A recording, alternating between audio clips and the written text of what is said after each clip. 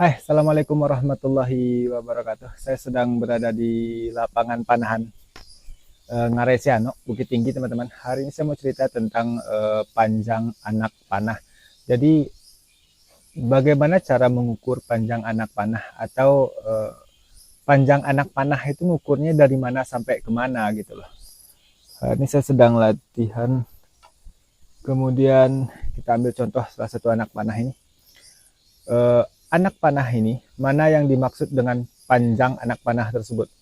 Sebenarnya ada perbedaan pendapat juga ya tentang penentuan panjang anak panah itu sendiri. Ada 3 pendapat kurang lebih, teman-teman. Yang pertama, yang dimaksud dengan panjang anak panah, ada yang mengukur dari ujung poin sampai belakang sekali. Ada juga yang mengukur anak panah dengan cara pengukuran seperti itu, dari ujung poin sampai ke belakang sekali. Jadi keseluruhannya diukur, maka itu yang dimaksud dengan panjang anak panah. Kemudian ada cara kedua, orang mengukur panjang anak panah itu dari ujung poin sampai ke dalam lubang nok. Jadi panjang anak panah yang dimaksud dalam menentukan ukuran panjang tersebut adalah dari dalam nok sini. Jadi bukan dari belakang nok, tapi dari dalam nok sampai ke ujung poin. Kemudian ada juga cara yang lain yang juga dimaksud dengan panjang sebuah anak panah, yaitu dari dalam nok, jadi dari dalam pangkal nok ini sampai kepada batas shaft dengan poin.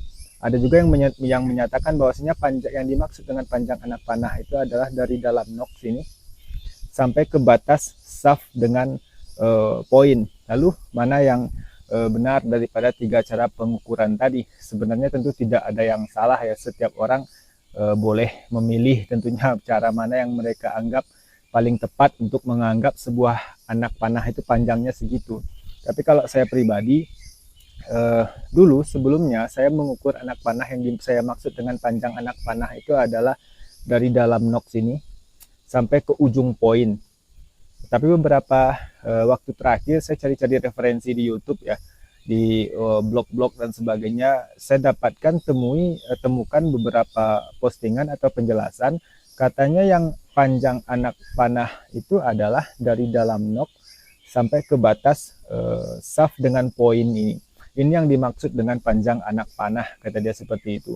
Yang kemudian saya secara pribadi juga termasuk yang oke, masuk akal juga, karena kalau panjang anak panah yang dimaksud segini, ketika kita tarik habis nanti dia bisa berbahaya kan gitu. Tapi kalau panjang anak panah yang dimaksud segini, itu dia menjadi pas dengan panjang tarikan sebuah busur. Karena untuk mengukur panjang tarikan sebuah busur itu kan beda-beda. Ada yang mengukur dari ujung sini, ada yang mengukur dari tengah-tengah eropas, ada yang mengukur dari belakang handle seperti ini. Saya termasuk yang mengukur panjang tarikan busur dari belakang handle.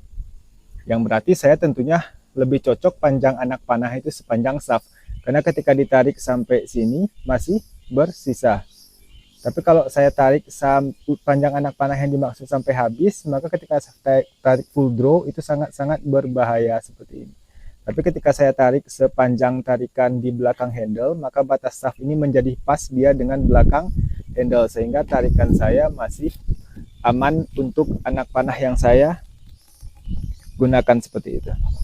Oke, itu kurang lebih teman-teman cara pengukuran panjang anak panah. Tentu terdapat perbedaan pendapat nantinya. Saya tidak berdebat akan hal itu. Silahkan pilih, atau ketika teman-teman ingin membeli sebuah anak panah, silahkan negosiasikan dengan makernya. Yang dimaksud, misalkan kita pesan 28 inci, panjang anak panah 28 inci, silahkan tanyakan ke dia 28 inci itu seperti apa. Teman-teman mau ukur keseluruhan, atau dari dalam nok sampai ujung poin, atau dari dalam nok sampai batas shaft dengan poin. Itu silahkan tentu musyawarahkan dengan makernya agar terjadi kesamaan persepsi terhadap panjang anak panah yang kita maksud. Sekian, semoga bermanfaat. Assalamualaikum.